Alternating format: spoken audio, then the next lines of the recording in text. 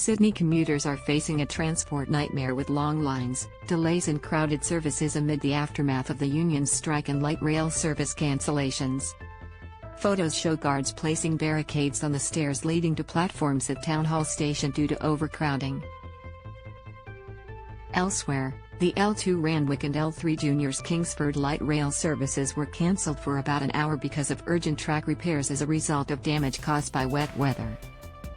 Read more. Full list of upcoming train strikes and what lines are affected in August. Now, commuters are facing the flow-on impacts of the cancelled services at both light rail and train stations. Other images show trains packed full of commuters during peak hour. Breakthrough in union versus government negotiations. Meanwhile, the transport union and NSW government have made a breakthrough in negotiations following the most disruptive day of striking. Thousands of rail workers walked off the job at 10 a.m. until 4 p.m., which caused major delays on the North Shore, Northern, and Western Line, Blue Mountains Line, Central Coast Newcastle Line, and all regional lines, except stations south to Melbourne.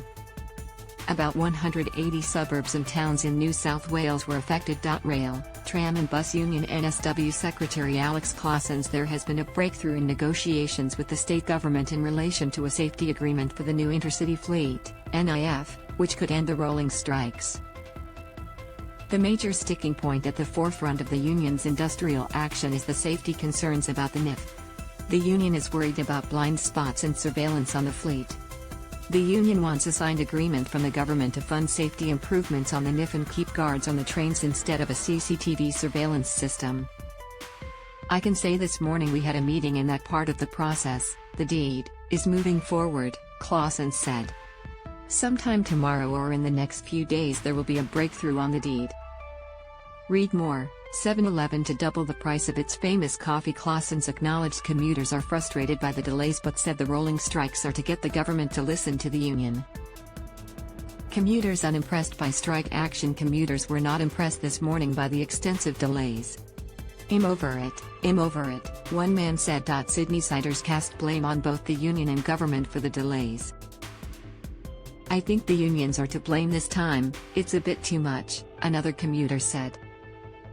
I'm not happy, it's the government that needs to pick up the ball, a commuter added.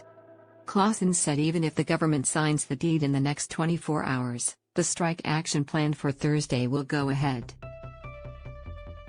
Read more. John Farnham in hospital after cancer diagnosis. Treasurer Matt Keane condemned the union's strike action and the impact on commuters. Thousands of school kids are late to school, their parents are late to work because of the industrial warfare, Keane said. I've put $1 billion on the table to meet the union demands with regards to the new trains. It's completely unacceptable that they are holding the public for ransom.